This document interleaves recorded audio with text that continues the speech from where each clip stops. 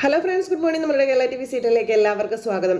അങ്ങനെ നമ്മുടെ നയനയെ ജാനകിയും ജലജയും കൂടെ വഴക്ക് പറയുന്നത് കേട്ട് അനു പ്രതികരിക്കുന്നത് കണ്ട് നമ്മുടെ ദേവയാനി ഉള്ളിൽ ചിരിച്ചുകൊണ്ട് ആരൊക്കെ എന്തൊക്കെ പറഞ്ഞാലും ഇനി എൻ്റെ മരുമകൾ ഇവിടെ തന്നെ കാണുമെന്ന് മനസ്സുകൊണ്ട് ഉറപ്പിക്കുകയാണ്. അപ്പോഴേക്കും ജലജ വലതുകാലം വെച്ച് തന്നെ അകത്തേക്ക് കയറടി എന്നും പറഞ്ഞ് നയനയെ കളിയാക്കുക.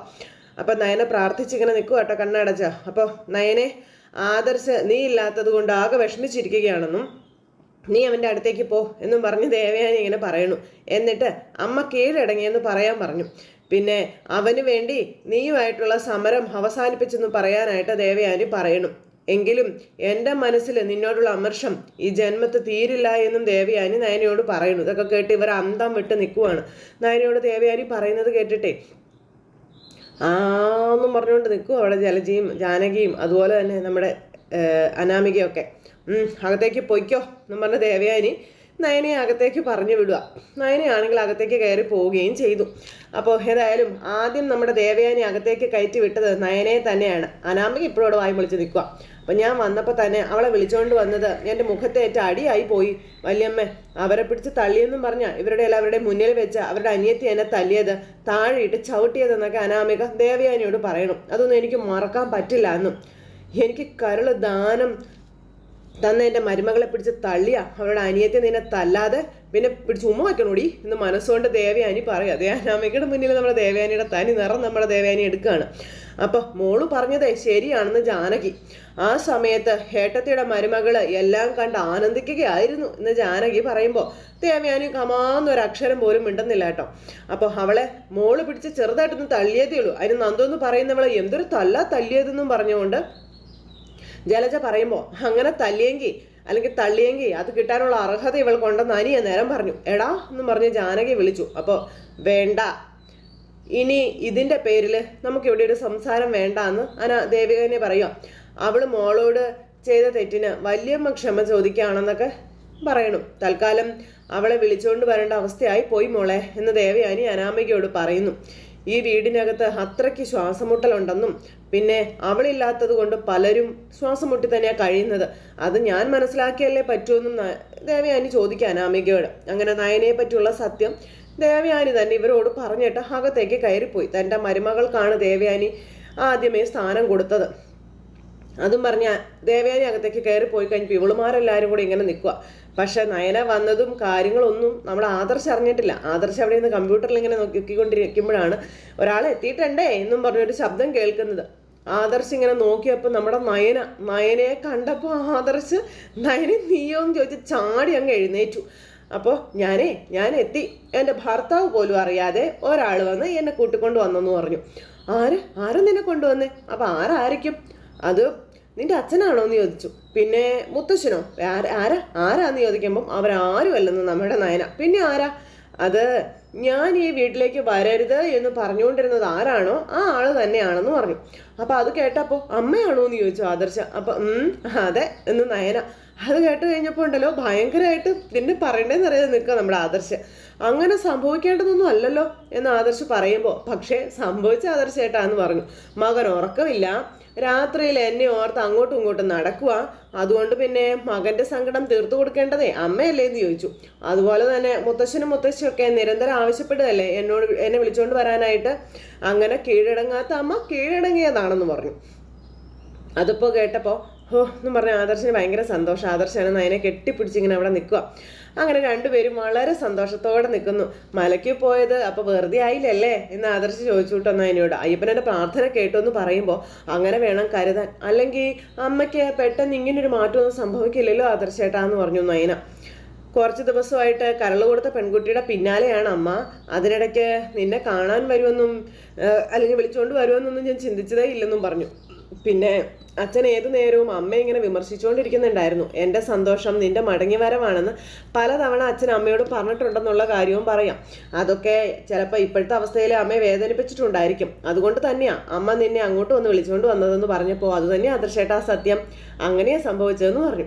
എന്നാലും അങ്ങോട്ട് വരുന്നതിന് മുന്നേ എന്നോടൊരു വാക്കുപോലും അമ്മ പറഞ്ഞില്ലല്ലോ. അപ്പം ആരോടും ഒന്നും പറഞ്ഞിട്ടില്ല ആദർശേട്ടാ.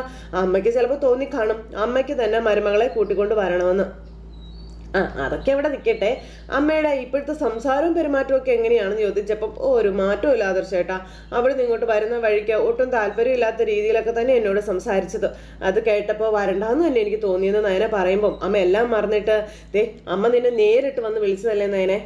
അതുകൊണ്ട് ഇനി എന്ത് എതിർപ്പ് കാണിച്ചാലും എന്തൊക്കെ പറഞ്ഞാലും ശരി, നീ തിരിച്ചു പോകാൻ നോക്കരുതെന്ന് പറഞ്ഞു. ഇനിയിപ്പോൾ അങ്ങനെ നോക്കിയാലും ഞാൻ നിന്നെ വിടത്തില്ല കേട്ടോ എന്നും ആദർശ് പറയാം. ഞാനേ പോവത്തും ഇല്ലെന്ന് നയനയും പറഞ്ഞു. അങ്ങനെ രണ്ടുപേരും വളരെ സ്നേഹത്തോടെ ഇങ്ങനെ സംസാരിച്ച് നിൽക്കാം. എങ്ങനെയെങ്കിലും അമ്മ വന്നതിനൊന്ന് വിളിക്കണം എന്നുണ്ടായിരുന്നു എനിക്ക്. ഇപ്പോൾ വിളിച്ചല്ലോ ആദർശേട്ടാ. ഇനി കുറച്ചു പേരെ കൂടി എനിക്കൊന്ന് ഞെട്ടിക്കാനുണ്ട്. ഞാനേ അവരൊന്ന് കണ്ടിട്ട് വരാവേ എന്നും പറഞ്ഞുകൊണ്ട് നയന അങ്ങോട്ട് പോവുക. ആദർശാണ് ഭയങ്കര ത്രില്ലില്ല. ഈ സമയത്ത് പിന്നെ കാണിക്കുന്നത് മുത്തശ്ശനെയും മുത്തശ്ശിയെയും ആണ്. അവർ റൂമിൽ ഇങ്ങനെ ഇരിക്കുന്നു. ഇതൊക്കെ ഇനി ഏത് കാലത്ത് തീരുമോ എന്തോ. അതിന് അസുഖം മാറിയില്ലേ, അപ്പം മരുന്ന് കണ്ടിന്യൂ ചെയ്യണ്ടേ. അത് ഇനി കുറച്ച് നാൾ കഴിഞ്ഞ് നിർത്താൻ പറ്റുമെന്നും പറഞ്ഞ് ഇവർ സംസാരിച്ചുകൊണ്ട് മരുന്ന് കൊടുത്തോണ്ടിരിക്കാം. ഇനി ഇതൊക്കെ ഞാൻ ചെയ്തോളാം എന്നും പറഞ്ഞ് നമ്മുടെ നയന കയറി വന്നപ്പോൾ മുത്തശ്ശനും മുത്തശ്ശിയും വണ്ടറടിച്ചിരിക്കും. മോളെ എന്നും പറഞ്ഞ് ഇങ്ങനെ മുത്തശ്ശി. അപ്പൊ എന്താ എന്നെ ഇങ്ങനെ നോക്കുന്നേ? ഞാൻ വന്നു എന്ന് നയന പറഞ്ഞപ്പോൾ ഇത് സ്വപ്നമൊന്നും അല്ലല്ലോ. രണ്ടാളും ഒന്നിച്ചൊരു സ്വപ്നം കാണുമോ? ഇത് സ്വപ്നമൊന്നും അല്ല, ഞാൻ തന്നെ രണ്ടാളുടെയും മുന്നിൽ നിൽക്കണതെന്ന് നയന മുത്തശ്ശിയോടും പറയാം. അപ്പോൾ അവസാനം അമ്മായിമ്മയുടെ ആ ഒരു ഇതിനെ മറികടന്ന് മോള് പോന്നതാണോ എന്ന് ചോദിക്കുമ്പോൾ അല്ല, അമ്മായിയമ്മ അവിടെ വന്ന് എന്നെ കൂട്ടിക്കൊണ്ട് വന്നതാണെന്ന് പറഞ്ഞു നയന. അത് കേട്ടപ്പോൾ ഇവർക്ക് വിശ്വസിക്കാൻ പറ്റുന്നില്ല. പൂർണ്ണ മനസ്സോടെ കൂടിയൊന്നും അല്ല എന്നെ കൂട്ടിക്കൊണ്ട് വന്നത്. എങ്കിലും പിന്നെ മുത്തശ്ശനും മുത്തശ്ശിക്കും ആദർശേട്ടനും ആദർശേട്ടൻ്റെ അമ്മയ്ക്കും അച്ഛനും ഒക്കെ വേണ്ടിയിട്ടാണ് എന്നെ വിളിച്ചുകൊണ്ട് വന്നതെന്ന് പറഞ്ഞു. അങ്ങനെ മോളെ കൂട്ടിക്കൊണ്ട് വരുന്നതിനെ പറ്റി ഞങ്ങളോട് ആരോടും ഒരു വാക്കുപോലും പറഞ്ഞില്ലല്ലോ ദേവയാനി എന്ന് അച്ഛൻ പറയുമ്പോൾ ആരോടും പറഞ്ഞിട്ടില്ല, ആദർശേട്ടനോട് പോലും പറഞ്ഞില്ല. ഇത് അമ്മയായിട്ട് എടുത്ത തീരുമാനമാണെന്ന് പറഞ്ഞു. അപ്പം ഞങ്ങളൊക്കെ ഒരുപാട് പ്രാർത്ഥിച്ചു മോളെ എത്രയും പെട്ടെന്ന് മോള് വരണേന്ന്. അതിപ്പോൾ ഫലം കണ്ടല്ലോ എന്ന് പറയുമ്പം ഞാനും ഒരുപാട് പ്രാർത്ഥിച്ചു മുത്തശ്ശ, എൻ്റെ അമ്മായിയമ്മ എന്നെ ഒന്ന് വന്ന് വിളിക്കണേന്ന്. എന്നാലും നേരിട്ട് വന്ന് എന്നെ കൂട്ടിക്കൊണ്ട് വരുമെന്ന് ഞാൻ ഒരിക്കലും കരുതിയില്ല എന്ന് പറഞ്ഞു. ഇനി മോളാണ് ദേവയാനി സഹായിച്ചതെന്ന് അവൾ അറിഞ്ഞോ എന്ന് ചോദിക്കുമ്പോൾ ശരിയാ, കുറേ ദിവസമായിട്ട് ആ പെൺകുട്ടിയെ തേടി നടക്കുമായിരുന്നു ദേവയാനി എന്ന് പറയുമ്പം അതൊന്നും അമ്മ അറിഞ്ഞിട്ടില്ല മുത്തശ്ശ. കാരണം ഞാനില്ലാത്തത് ആദർശേട്ടന് വലിയ വിഷമമാണെന്നുള്ളത് അമ്മയ്ക്ക് മനസ്സിലായി. അങ്ങനെ അമ്മ വിളിച്ചുകൊണ്ട് വന്നത്. അതുപോലെ തന്നെ ഈ വീട്ടിൽ എന്നെ സ്നേഹിക്കുന്നവരൊക്കെ എന്നെ കാത്തിരിക്കുകയാണെന്നും അമ്മയ്ക്ക് പിടികിട്ടി. അതാ അമ്മ എന്നെ വന്ന് വിളിച്ചുകൊണ്ട് വന്നതെന്ന് പറയുമ്പം ഇനി കുറച്ച് ദിവസം കൂടി ഇങ്ങനെ മുന്നോട്ട് പോയിരുന്നെങ്കിൽ ഞാൻ തന്നെ വന്ന് മോളെ കൂട്ടിക്കൊണ്ട് വന്നേനെന്ന് മുത്തശ്ശൻ പറയുക. അപ്പോൾ ഈ വീട്ടിൽ ജീവിക്കാൻ മറ്റാരെക്കാളും യോഗ്യതയുള്ളത് മോൾക്കാണെന്നും അങ്ങനെയുള്ള മോള് മാറി നിൽക്കുന്നത് കാണാനുള്ള ഇതൊന്നും ഞങ്ങൾക്കില്ല എന്ന് പറഞ്ഞു. അപ്പോൾ അതേ മോളെ ഏതായാലും ഒരു യുദ്ധം ഒഴിവായല്ലോ എന്ന് മുത്തശ്ശി പറയാം. കൂട്ടിക്കൊണ്ട് വരേണ്ട ആള് തന്നെ കൂട്ടിക്കൊണ്ട് വന്നല്ലോ എന്നും പറഞ്ഞു മുത്തശ്ശി. അപ്പോൾ അമ്മ പറയാതെ ഞാൻ ഒരിക്കലും വരില്ലായിരുന്നു മുത്തശ്ശ, അങ്ങനെ വന്നിട്ട് എന്തായാലും കാര്യമില്ല, അവസാനം ഞാൻ തന്നെ എല്ലാം നടന്നല്ലോ. അപ്പോൾ ആദർശ് ആകെ വിഷമിച്ച് നടക്കുമായിരുന്നു മോളെ. അവനിപ്പോൾ വലിയ സന്തോഷമായി കാണുമല്ലോ എന്ന് മുത്തശ്ശൻ ഇങ്ങനെ പറഞ്ഞു കഴിഞ്ഞപ്പോഴേക്കും ഇവിടേക്ക് മോള് വന്നെന്ന് കരുതി ഇതേ അടുക്കളയിലേക്കൊന്നും അല്ലാണ്ട് അങ്ങ് അധികം കയറാൻ നിൽക്കേണ്ട ആട്ടോ എന്ന് പറഞ്ഞു. എന്താണെന്ന് വെച്ചാൽ ജാനകിയും ജലജയും ഒക്കെ ഉണ്ടാക്കി തന്നോളൂ എന്നും പറഞ്ഞു. പിന്നെ മോള് വന്നു കഴിഞ്ഞാൽ ജോലിഭാരം കുറയുമെന്നാ ഇവരുടെ പലരുടെയും ചിന്ത. അതൊക്കെ മാറ്റിക്കൊള്ളണം. അങ്ങനെ ഇപ്പോൾ ഇനി മോൾ ആർക്കും വെച്ച് വിളമ്പേണ്ട കാര്യമില്ലെന്നും പറഞ്ഞു. അത് കേട്ടപ്പം അതെ, മോൾ ഇനി കുറച്ച് തൻ്റെ ഇടത്തോടെ നിൽക്കണം. അമ്മായിമ്മയുടെ മുന്നിൽ പോലും ഒരുപാട് താഴേണ്ട കാര്യമില്ലെന്ന് പറയുമ്പോൾ എനിക്കിപ്പോൾ ആരോഗ്യ പ്രശ്നങ്ങളൊന്നും ഇല്ല മുത്തശ്ശ, അതുകൊണ്ട് ഏത് ജോലി ചെയ്യാനും എനിക്ക് ഒരു പ്രയാസവും ഇല്ല എന്ന് നയന. ഇങ്ങോട്ട് വരാനായിരുന്നു ബുദ്ധിമുട്ട്, വന്നു കഴിഞ്ഞല്ലോ, ഇനിയൊന്നും പേടിക്കാനില്ലെന്നും നയന ഇവരോട് പറയാം. പിന്നെ മുത്തശ്ശൻ്റെ ആരോഗ്യമൊക്കെ ശ്രദ്ധിക്കണം. എല്ലാവരും മലയ്ക്ക് പോയി പ്രാർത്ഥിച്ചിട്ടും മുത്തശ്ശൻ്റെ രോഗം കുറയാത്തതാ എൻ്റെ സങ്കടമെന്ന് നയന പറഞ്ഞപ്പോൾ എൻ്റെ കാര്യം ഓർത്തേ മോള് വിഷമിക്കണ്ട, മോള് വന്നില്ലേ, ഇനി ഞാൻ പോയി ചെക്ക് ചെയ്യുമ്പോൾ എൻ്റെ രോഗം ചിലപ്പോൾ പൂർണ്ണമായിട്ടും ഭേദമായിട്ടുണ്ടെങ്കിലോ എന്ന് മുത്തശ്ശൻ ചോദിക്കുന്നു. എൻ്റെ മാത്രമല്ല ഈ വീടിൻ്റെ മൊത്തം എനർജി ഇപ്പം മോളാണെന്നും നയനയോട് മുത്തശ്ശൻ പറഞ്ഞു. അപ്പോൾ അതെ അപ്പോഴേ ഞാൻ വേറൊരാളെ കണ്ടില്ല, എൻ്റെ ചേച്ചിയെ ഞാനൊന്ന് പോയി കണ്ടിട്ട് വരട്ടെ എന്നും പറഞ്ഞുകൊണ്ട് നമ്മുടെ നയന അങ്ങ് പോയി. മുത്തശ്ശനും മുത്തശ്ശിയും വളരെ സന്തോഷത്തോടെ ഇരിക്കുക. ഇത് കഴിഞ്ഞതിന് ശേഷം മുറിയിലെത്തി നമ്മുടെ നയനെക്കുറിച്ച് ആലോചിച്ച് തന്നെ ഇരുന്ന് ചിരിക്കുക കേട്ടോ ദേവയാനിക്കാണെങ്കിൽ ഭയങ്കര സന്തോഷമാണ്. തൻ്റെ മകളെ തൊടാൻ നോക്കുന്നവരുടെയൊക്കെ മുന്നിൽ ദേവയാനി പ്രതികരിക്കാൻ തുടങ്ങിയിരിക്കുന്നു. അപ്പോൾ അങ്ങനെ നമ്മുടെ ദേവയാനി ഇങ്ങനെ ചിരിച്ചുകൊണ്ടിരിക്കുന്ന ഈ സമയത്ത് ആദർശ് അമ്മയെ കാണാനായിട്ട് മുറിയിലേക്ക് വരുന്നത്. പെട്ടെന്ന് ദേവയാനിയുടെ ചിരിയൊക്കെ മാറ്റി ദേവയാനി മുഖം നന്നാക്കിക്കൊണ്ട് ഇങ്ങനെ നിൽക്കുക മോനെ കാണിക്കാൻ.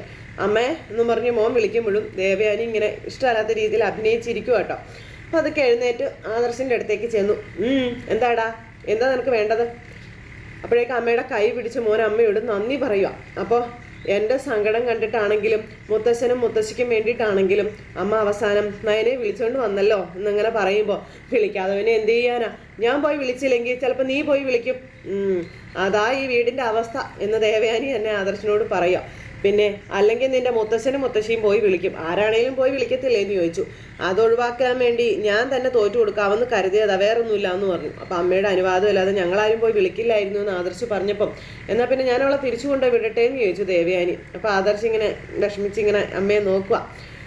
നീ ഉറക്കമില്ലാതെ തെക്ക് വടക്ക് നടക്കുന്നത് പല രാത്രികളിലും ഞാൻ കാണാറുള്ളതാ. നിന്റെ ആരോഗ്യം അതെനിക്ക് നോക്കിയേ പറ്റൂ. കാരണം എൻ്റെ സുഖത്തിനും സന്തോഷത്തിനും വേണ്ടി ജീവിക്കുന്നവരാ നീയും നിൻ്റെ അച്ഛനും ഒക്കെ. അപ്പോൾ നിങ്ങളുടെ ജീവിതം ഞാൻ നോക്കണ്ടേ?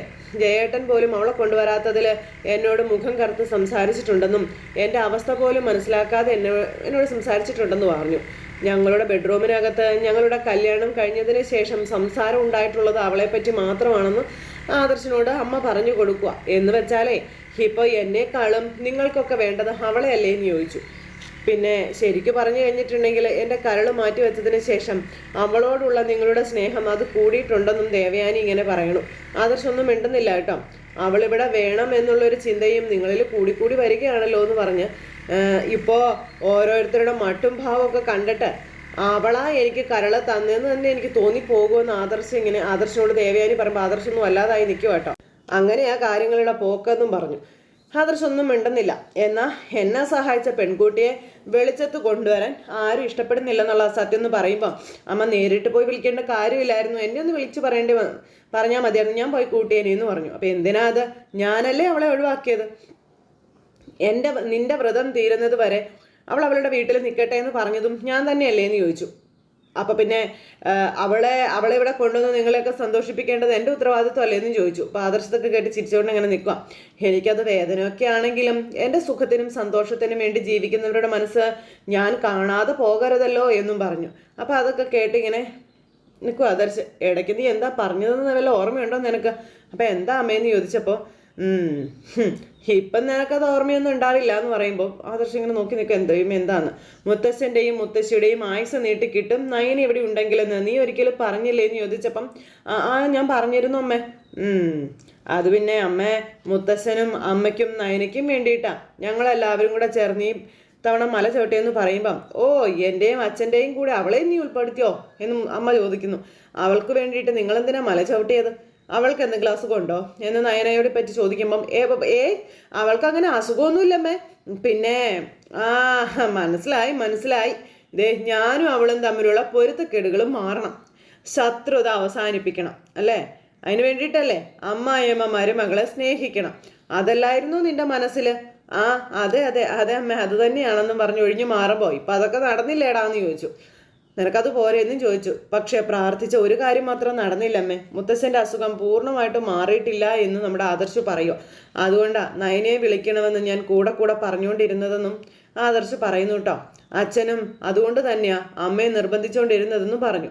ഓ അല്ലാതെ നിനക്കവളെ കാണാനുള്ള കൊതി കൊണ്ടൊന്നും അല്ലല്ലേടാന്ന് ചോദിച്ചുകൊണ്ട് ഇങ്ങനെ അമ്മ. ഇനി ഞാനായിട്ട് എന്തായാലും അവളെ ഒഴിവാക്കാനൊന്നും പോകുന്നില്ല, അവളുടെ വീട്ടിലേക്ക് പോകണമെന്ന് ഒരിക്കലും ഞാൻ പറയത്തുമില്ല എന്ന് പറഞ്ഞു ദേവയാനി. എന്ന് വെച്ച് അമ്മായിയമ്മ മരുമകളെ വിളിച്ചുകൊണ്ട് വന്നതിൻ്റെ അധികാരമൊന്നും അവളിവിടെ കാണിക്കാൻ പാടില്ലെന്ന് പറയുമ്പോൾ അങ്ങനെയൊന്നും ഇല്ലമ്മേ, ഒന്നും നോക്കാതെ അവളിവിടെ ആരെയും ഭരിക്കാതെ കഴിഞ്ഞോളൂ എന്ന് പറയുമ്പോൾ ഭരിക്കാൻ വന്ന അവളെൻ്റെ തനി ഗുണം കാണുമെന്നും പറഞ്ഞ് ആദർശിനോട് ദേവയാനി പറയുമ്പോൾ ചിരി വരും നമ്മുടെ ആദർശിന്. അമ്മേ, ഒരിക്കലും അമ്മയ്ക്ക് മുകളിലല്ല എനിക്ക് ആരും, അത് അമ്മ ആദ്യം മനസ്സിലാക്കണമെന്ന് ആദർശ് പറഞ്ഞപ്പം എനിക്കെല്ലാം മനസ്സിലായി എന്ന് ദേവയാനി പറയും. അത് കൃത്യമായി ബോധ്യപ്പെട്ടതുകൊണ്ടാണ് ഞാൻ അവളെ കൂട്ടിക്കൊണ്ട് വന്നത് തന്നെയെന്നും ദേവയാനി പറഞ്ഞു. നിന്റെ മനസ്സിലിപ്പോൾ ആർക്കാണ് കൂടുതൽ സ്ഥാനമുള്ളതെന്ന് ഈ വീട്ടിലുള്ള എല്ലാവർക്കും അറിയാമെന്നും പിന്നെ അത് ഞാൻ വിശ്വസിക്കാതെ അങ്ങ് നടക്കുകയാണെന്നും പറഞ്ഞു. എന്തുകൊണ്ടാണെന്ന് നിനക്കറിയാവോ? എന്നെക്കാളും എൻ്റെ മോൻ അവൾക്ക് പ്രാധാന്യം കൊടുക്കുന്നതേ എനിക്കിഷ്ടമല്ലാത്തത് കൊണ്ടാണെന്ന് ദേവയാനി പറഞ്ഞു. അപ്പോഴും ആദർശ് ഇങ്ങനെ ആകാതായിട്ട് നിൽക്കുവാണ്. എങ്കിലും യാഥാർത്ഥ്യം ഇനി ഞാൻ മനസ്സിലാക്കിയല്ലേ പറ്റുമെന്നും ദേവയാനി ചോദിക്കുന്നുണ്ട്. അതിൻ്റെ റിസൾട്ടാ ഇപ്പം നീ കണ്ടതൊന്നും പറഞ്ഞു. ഇതെല്ലാം കേട്ട ആദർശ് അമ്മയ്ക്ക് നന്ദി പറഞ്ഞു നിൽക്കുക. ഇനി ഞാൻ അമ്മയോടെ ഒന്നും പറയുന്നില്ല. അമ്മ ചെയ്തതേ ഒരു വലിയ നല്ല കാര്യം തന്നെയാണ്. അത് എപ്പോഴെങ്കിലും അമ്മയ്ക്ക് മനസ്സിലായിക്കോളൂ എന്നും പറഞ്ഞ് ആദർശ് അവിടെ നിന്ന് അങ്ങോട്ടേക്ക് പോയി. അതെന്ന് പറഞ്ഞ് ആദർശ് അങ്ങ് പോയി കഴിഞ്ഞപ്പോൾ നമ്മുടെ ദേവയാനി മുഖത്തെ ആ പ്രസാദവും മുഖത്തെ ആ ചിരിയൊക്കെ തിരിച്ചു കൊണ്ടുവന്ന് ഇങ്ങനെ അവിടെ നിൽക്കുക കേട്ടോ. ഭയങ്കര സന്തോഷത്തിലാണ്. എല്ലാം എനിക്ക് മനസ്സിലായി കഴിഞ്ഞടാ മോനെ എന്ന് മനസ്സുകൊണ്ട് പറഞ്ഞു. അത് മനസ്സിലാക്കിയത് കൊണ്ട് തന്നെയാണ് എൻ്റെ മോളെ ഞാൻ കൂട്ടിക്കൊണ്ട് വന്നത് എന്ന കാര്യവും നമ്മുടെ ദേവയാനി അവിടെ നിന്ന് ഇങ്ങനെ പറയാം. അവൾ എനിക്ക് മരുമകളല്ല, മോള് തന്നെയാണെന്നും സ്വന്തം മോള് തന്നെയാണ്, പെൺമക്കളില്ലാത്ത എനിക്ക് കിട്ടിയ എൻ്റെ സ്വന്തം മോളാണെന്നും പറഞ്ഞ് ദേവയാനി തൻ്റെ നയനയെ അംഗീകരിക്കുന്നു. അതെല്ലാം കഴിഞ്ഞ് പിന്നെ ജലജ ഇങ്ങനെ റൂമിലേക്ക് വരുമ്പോൾ നമ്മുടെ അബി ഇങ്ങനെ എക്സസൈസ് ചെയ്തുകൊണ്ടിരിക്കുക. ഓ, അവൻ്റെ കസർത്ത് കണ്ടില്ലേ എടാ, ഈ വീട്ടിലേക്ക് ഒരിക്കലും വരാൻ പാടില്ലാത്ത ഒരുത്തി എത്തിയടാ. അപ്പം ആരാന്ന് ചോദിച്ചു. ഈ വീട്ടിലെ മൂത്ത മരുമകൾ തന്നെ. അവൾ വന്നോ? അവളെങ്ങനെയാ വന്നത്? പിന്നെ അമ്മായി ചെന്ന് വിളിക്കാതെ വരത്തില്ലെന്ന് പറഞ്ഞതോന്നാ അബി ചോദിച്ചപ്പോൾ ചെന്ന് വിളിച്ചെന്ന് അമ്മായിയമ്മ തന്നെ. അമ്മായി പോയി വിളിച്ചെന്നോ? എന്തൊക്കെ അമ്മ ഈ പറയുന്നതെന്ന് അഭി അന്നേരം ചോദിച്ചു കേട്ടോ. എടാ, ഈ വീട്ടിലേക്ക് വന്ന നാൾ മുതൽ എന്നെ തോൽപ്പിച്ചുകൊണ്ടിരുന്നവള് വീണ്ടും എന്നെ തോൽപ്പിച്ചിരിക്കുകയാണെന്നും അവളുടെ മോൻ്റെ സങ്കടം സഹിക്കാൻ വയ്യാതെ അവൾ പോയി വിളിച്ചുകൊണ്ട് വന്ന നശൂലത്തെന്നും പറഞ്ഞു. ഇതൊട്ടും പ്രതീക്ഷിക്കാത്തൊരു സംഭവം പോയല്ലോ അമ്മ. ഇനി പ്രതീക്ഷിക്കാത്ത പലതും നടക്കും. അമ്മായിയമ്മ മരുമകളുടെ മുന്നിൽ കീഴടങ്ങിയത് കൊണ്ട് ഇനി അവൾക്ക് ഈ വീടിനകത്ത് അധികാരം കൂടും. അല്ലെങ്കിൽ തന്നെ ആദർശിൻ്റെയും അതുപോലെ തന്നെ നയനയുടെയും പേരിൽ എല്ലാം എഴുതി കൊടുക്കാൻ നടക്കുക. ഓ, ആ കിളവനും കിളവിക്കും ഇതിനകത്ത് നല്ലൊരു പങ്കുണ്ടെന്നൊക്കെ പറഞ്ഞു. അവർ കുറച്ച് ദിവസമായിട്ട് നയനയെ വിളി എന്നും പറഞ്ഞുകൊണ്ട് പ്രഷർ ചെലുത്തുന്നുണ്ടായിരുന്നു എന്ന് പറഞ്ഞപ്പോൾ എന്നാലും അവൾ വരുമെന്ന് എനിക്കറിയാമായിരുന്നു. പക്ഷെ അത് ഇത്രയും പെട്ടെന്ന് കയറി വരുമെന്ന് ഞാൻ കരുതിയില്ലെന്ന് അഭി. ഇനി എല്ലാം പെട്ടെന്നായിരിക്കും എടാ.